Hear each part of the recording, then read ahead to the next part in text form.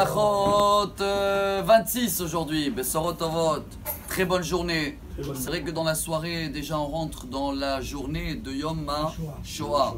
Ce qui, le Rabbanout d'Israël, ils ont décidé il y a 70 ans de concentrer ce soir et demain, donc ces 2 jours, pour mémorialiser toutes les personnes qui sont décédées pendant la Shoah. Vous savez, il peut y avoir beaucoup de personnes qui ont certaines questions très compliquées pour essayer de comprendre ou pas comprendre. Je pense que le message qu'on doit apprendre aujourd'hui et qui est lié à cette époque du Dieu Homer, on est en deuil sur les 24 000 élèves de Rabbi Akiva. Je crois qu'il y a un message, c'est la halakha du jour ou si vous voulez la Mishnah du jour. On va tous la lire ce Shabbat dans les synagogues qui lisent les maximes des pères, on dit en français Pirkei Avot.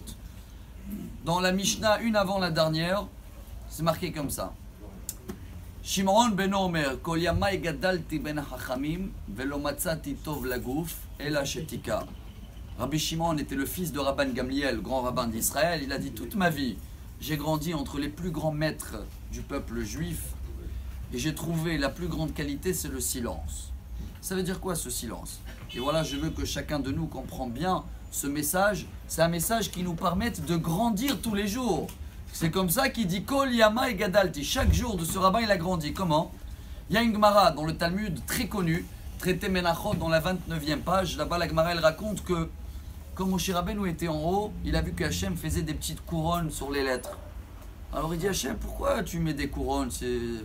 Tu décores les lettres? Il a dit, tu sais, dans quelques générations, il va y avoir un rabbin qui s'appelle Rabbi Akiva. Et lui, de chaque couronne, il va faire des cours entiers.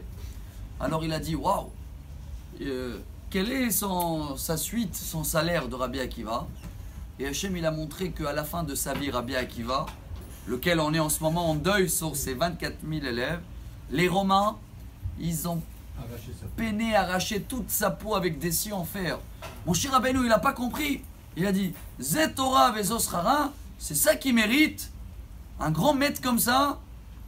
Hachem, il a répondu, Shtok, kach alta bemarshava lefanai. Incroyable, je vais traduire. Hachem, il a dit, silence.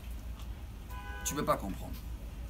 Je pense que nous, on doit appliquer le même message. Et pas essayer de comprendre ce qui s'est passé, comment, mais machin, il n'y a pas à répondre, il n'y a pas à comprendre. Justement, moins tu as des questions, au moins tu cherches des réponses, plus tu avances avec Dieu, plus tu grandis, parce que tu as le silence. Cherche à comprendre le message que nous, on doit faire. Ce soir, on ne doit pas que se mettre debout pendant qu'il y a la sonnette. On doit rajouter des télim, chaque jour avoir une pensée à tous ces âmes qui ne sont plus là, faire des kaddish pour eux, faire des mishnayot. Ça s'appelle d'appliquer le message et de ne pas chercher à comprendre ou pas comprendre pour trouver des excuses pour faire ou moins faire. Tout ça, chers amis, à nous de le travailler, de le comprendre un peu mieux, surtout aujourd'hui, ce soir et demain. Et comme ça, Bezrat Hashem, très vite, on va pouvoir tous danser dans l'avenue de Mashiach et dans la construction de Jérusalem avec les 70 ans d'Israël. Amar Rabbi Elazar.